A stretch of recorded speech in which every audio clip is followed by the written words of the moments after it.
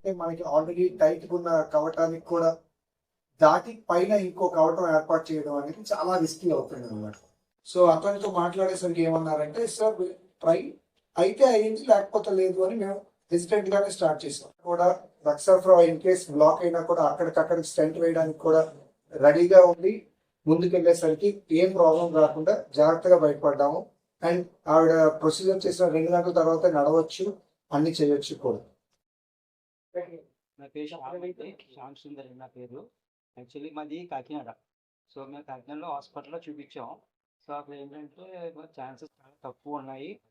And Hemant Behra గారు కాకినాడ వస్తారు. So ఆ డాక్టర్తో చూపిద్దాం అనేసి అన్నారు. సో మేము ఏం చేసామంటే మేము సార్ అక్కడ టిప్స్ మేము వైజాగ్ వచ్చాం.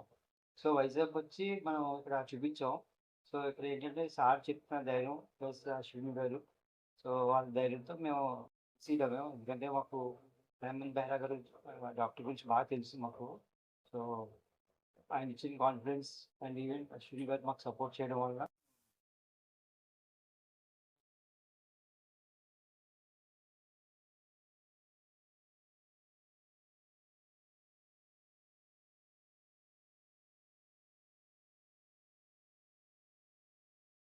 Dr. Hemant Kumar Behra, the cardiologist, sorry, you can start 1 second, sorry. Namaste, dears. This is I am Dr. Behra, Dr. Raju, and Dr. Ashwin here. We are 3 cardiologists from Medicover, Visakhapatnam, our NDP Colony branch. Today, a delighting moment for all of us to introduce. We did a very exciting and very risky case, which is a 73-year-old mama with having severe heart problem, which is not being operated or with very high risk case of operation. We operated through pipes without cutting the chest. That's basically heart ki చాలా chambers ఉన్నాయి, 4 chambers ఉంటుంది heart లో. Main chamber కి out gate, that is we call aortic valve, అది బంద్ అయి ఉండేది. 90% బంద్ అయి ఉండేది. ఈవెన్ 1 month బ్యాక్ కూడా కార్డియాక్ అరెస్ట్ పొజిషన్కి వెళ్ళిపోయింది. So bench came here almost in a delicate state. So అప్పుడు యూజువల్గా ఆపరేషన్ జరుగుతుంది అందరికీ, బట్ తక్కువ ఏజ్కి పర్వాలేదు. బట్ ఈ ఏజ్ 70+ అయినప్పుడు రిస్క్ పెరిగిపోతుంది. అంటే బరువు కొంచెం ఎక్కువగా ఉంది, ప్లస్ ఇది అవుట్ గేట్ కూడా చాలా 90% నరే ఉండేది. దేనికి చేయడానికి బైపాస్ సర్జరీ కూడా చాలా కష్టం అవుతుంది ఆ patients. So our operation doctor గారు కూడా సజెస్టెడ్ కి it's not operable. So you have to go for the pipe treatment through pipe ఉంది. ఈవెన్ ఆపరేషన్ చెప్పినా కూడా పేషెంట్ అబ్బాయి కూడా భయపడిపోయారు. సో ఆపరేషన్ రిస్క్ ఎక్కువ ఉంటుంది కాబట్టి ఆపరేషన్ అవ్వలేదు. ప్లస్ ఆపరేషన్ డాక్టర్ కూడా చెప్పారు this is not operable case because of high risk. So we have to do through pipes. అలా కేసెస్ మా ఆంధ్రప్రదేశ్లో చాలా కేసెస్ అయింది, మేబీ 50-60 కేసెస్ అయింది. కానీ this is the rarest rare situation. ఈ పైప్కి అప్పుడు చాలా కంపెనీస్ బ్యాక్అవుట్ అయిపోయారు, చాలా డాక్టర్స్ కూడా భయపడిపోయారు అవ్వద్దు అని చెప్పి. ఎందుకంటే there are lot of risk involve in this case because అది through pipes. So lot of opinion తీసుకున్నాను కానీ అందరూ అవ్వదు చెప్పారు. సో అల్టిమేట్ లాస్ట్లో we discussed with the international operator Dr. Ramesh, Daggupati Ramesh from America. So luckily he came to India, we took his help. Through him we could do it. It was 90% success and ఉండేది కానీ మైండ్లో ఉండేది కానీ లక్కీగా బాగా అయింది. That in the morning 6:30 we did. Within half an hour we could do it. Without cutting the chest, without cutting the groin, through pipe only we could do it. I think it better be explained by in Telugu format by my colleagues. So Dr. Raju, over to you. నమస్తే అండి. సింపుల్గా చెప్తే మా గుండె రక్తనాళ ఎలా ఉండాలని అలా లేదండి. నార్మల్ సైజ్ 100 అనుకోండి, పేషెంట్ అమ్మగారికి 50% సైజ్ తక్కువ ఉండేది. ఆ సైజుకి ఉన్ని వాల్స్లో ఫిట్ అవ్వదు, ఇండియా ఉన్ని వాళ్ళకి. బట్ 90% వాల్ సూట్ అవ్వదు ఆ పేషెంట్స్.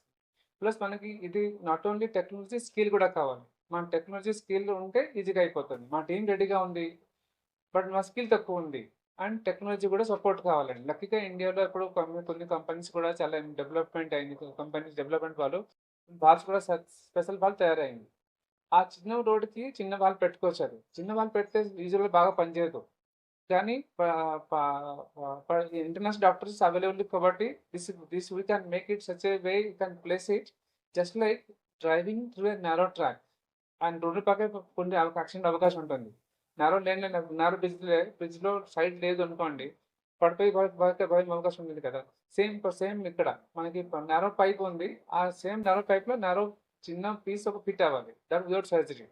సో బేసికల్ technical skills and technical experts 2 కావాలి. With addition team. మా టీం 10 మెంబర్ డాక్టర్ ద్వారా ఈరోజు అయింది. నాకు 3 main figures, but actually 10 doctors ద్వారా అయింది. సో లక్కీగా because of availability of doctor international expert మా పక్కన ఉండేది కాబట్టి ఈజీగా అయిపోయింది. సో బేసికల్ టు హైలైట్, అవుట్ ఆఫ్ 100 కేసెస్లో 1-2 కేసెస్ అలాగ ఉంటుంది. అందరు చేయరు ఆ కేసెస్కి. సో మా ఆల్రెడీ 5 డాక్టర్స్ ఫెయిల్ అయిపోయారు అని అబద్ధం చెప్పారు. లాస్ట్లో లక్కీగా అయితే అయింది. That's what we are highlighting. These are the rare situation where nothing is possible, but something is possible through special doctors and special team, special technique. So many other options. Thank you, Andy. I am Dr. C.H.N. Raju, interventional cardiologist from Medicover Hospital, Visakhapatnam team. So, first అసలు ఐటిక్ stenosis అంటే ఏంటన్నది నేను just మీకు చూపిస్తాను. హార్ట్కి 4 chambers ఉంటాయి. అందులో left side నుంచి మనకి హార్ట్ బాడీ మొత్తానికి బ్లడ్ సప్లై అవుతుంది. సో హార్ట్ నుంచి బాడీకి వెళ్ళడానికి కనెక్టింగ్ ట్యూబ్, దాన్ని అయోటా అంటాం. So heart chamber, that is left ventricle నుంచి అయోటా కనెక్టింగ్కి రెండింటికి మధ్యలో ఉండే వాల్ని అయోటిక్ వాల్వ్ అంటాం. సో కొన్నిసార్లు అయోటిక్ వాల్వ్ డ్యామేజ్ అవ్వడం వల్ల అది పూర్తిగా మూసుకుపోతుంది. దాన్ని అయోటిక్ స్టెనోసిస్ అంటారు. అంటే ఇది left side model. So heart మోడల్లో ఈ లెఫ్ట్ సైడ్ హార్ట్ నుంచి మేజర్ ఆర్టరీకి రెడ్ కలర్లో కనిపించేదాన్ని అయోటా అంటారు. సో ఈ రెండింటి కనెక్టింగ్ మధ్యలో ఉండే వాల్వ్ అయోటిక్ వాల్వ్. సో ఈ వాల్వ్ డ్యామేజ్ అయినప్పుడు, మూసుకుపోయినప్పుడు దాన్ని అయోటిక్ స్టెనోసిస్ అంటారు.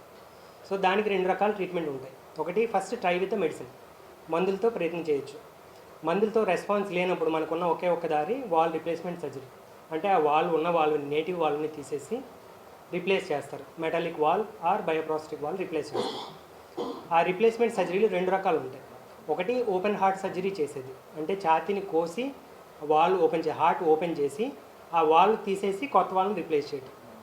As we all know, open heart surgery అనేది బిట్ రిస్కియర్ సర్జరీ. సో అలా హై రిస్క్ ఉండే వాళ్ళకి, అంటే ప్రాబ్లం ఎక్కువ ఉండే వాళ్ళకి, కిడ్నీ ప్రాబ్లం ఉండే వాళ్ళకి, బాగా ఒబీస్గా ఉండే వాళ్ళకి, రెస్పిరేటరీ కంప్లైంట్, లంగ్ కంప్లైంట్ ఉండే వాళ్ళకి, ఎవరికైతే సర్జికల్ ఫిట్నెస్ లేదో, అంటే సర్జరీ చేయడానికి కుదరదో, వాళ్ళకి second line of treatment is TAVR, అంటే ట్రాన్స్ క్యాథెటర్ అయోటిక్ వాల్వ్ రిప్లేస్మెంట్. అంటే హార్ట్ చెస్ట్ని ఓపెన్ చేయకుండా త్రూ థైస్లో అంటే ఈ బ్రాంచెస్ ఆఫ్ ద అయోటాలోంచి వాల్వ్ని పంపించి అక్కడ రిప్లేస్ చేస్తాం. That is also tricky and more technical. అంటే దానికి చేయడానికి చాలా పద్ధతులు ఉంటాయి, చాలా రకాల వాల్వ్స్ ఉన్నాయి, బట్ దానికి చాలా టెక్నికల్ స్కిల్ కావాలి.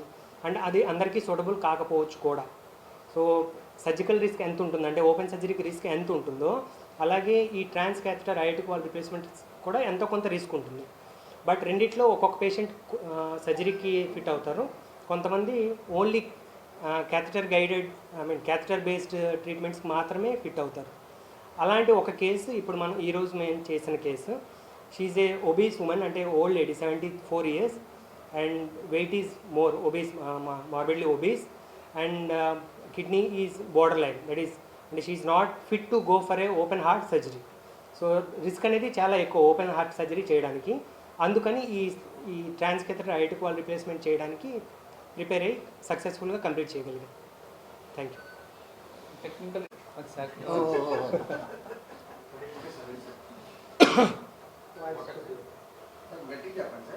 గట్టిగా చెప్పాలి. ఓకే, ఇది లేదు కదా సారీ.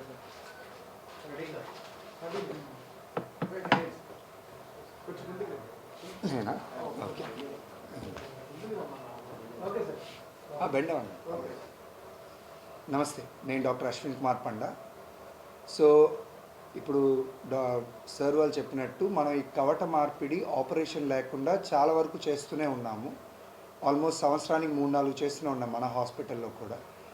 ఈ పేషెంట్ విషయానికి వచ్చేసరికి, ఒకటి లావుగా ఉండడం ఉబకాయం వల్ల, రెండోది ఆవిడికి అంత శరీరానికి కూడా చిన్న కవటం అవడం వల్ల మనకి అసలు అక్కడ కవటం లోపల కొత్త కవటం పెడతామన్నమాట. సో నార్మల్గా ఆ కవటాన్ని పెట్టేసరికి ఆల్రెడీ చిన్నగా ఉన్నదాన్ని ఇంకా చిన్నదయ్యి ఆ శరీరానికి అది సరిపోకపోవచ్చు. సో మేము ఈ పేషెంట్లో ఏం చేసామంటే కొంచెం పై లెవెల్లో కవటం పెట్టడానికి ట్రై చేసాం. చాలామంది డాక్టర్స్తో సంప్రదింపులు చేసినప్పుడు ఏమైందంటే అలా పైన పెట్టేసరికి మన గుండె రక్త సరఫరాకి కూడా అది కొన్నిసార్లు మూసేస్తూ ఉంటుంది. అది ప్రాబ్లం అవుతుంది అన్నమాట. సో అటు రక్త సరఫరాకి ఆటంకం కలగకుండా and at the same time మనకి ఆల్రెడీ టైట్గా ఉన్న కవటానికి కూడా దాటి పైన ఇంకో కవటం ఏర్పాటు చేయడం అనేది చాలా రిస్కీ అవుతుంది అన్నమాట. సో ఈ ఇంటర్నేషనల్ రమేష్ దగ్గుబాటి గారితో అడ్రస్ చేసేసరికి ఏంటి అంటే, అతను ఇలాంటి రక్త సరఫరా ఆటంకం చేయకుండా చేయడానికి కొన్ని టెక్నిక్స్ అతను వాడుతూ ఉంటారు. చాలా కాన్ఫరెన్స్లో అతను వచ్చి మాట్లాడుతూ ఉంటారు. సో అతనితో మాట్లాడేసరికి ఏమన్నారంటే, సార్ వీల్ ట్రై, అయితే అయింది లేకపోతే లేదు అని మేము హెజిటెంట్గానే స్టార్ట్ చేసాం. బట్ ఫార్చునేట్లీ బాగా ప్లాన్ చేసుకొని ప్రిసైజ్గా నెమ్మదిగా డిప్లాయ్ చేసుకుంటూ బ్యాకప్ ప్లాన్ కూడా రక్త సరఫరా ఇన్ కేస్ బ్లాక్ అయినా కూడా అక్కడికక్కడికి స్టెంట్ వేయడానికి కూడా రెడీగా ఉండి ముందుకెళ్ళేసరికి ఏం ప్రాబ్లం రాకుండా జాగ్రత్తగా బయటపడ్డాము. అండ్ ఆవిడ ప్రొసీజర్ చేసిన 2 గంటల తర్వాత నడవచ్చు, అన్నీ చేయొచ్చు కూడా.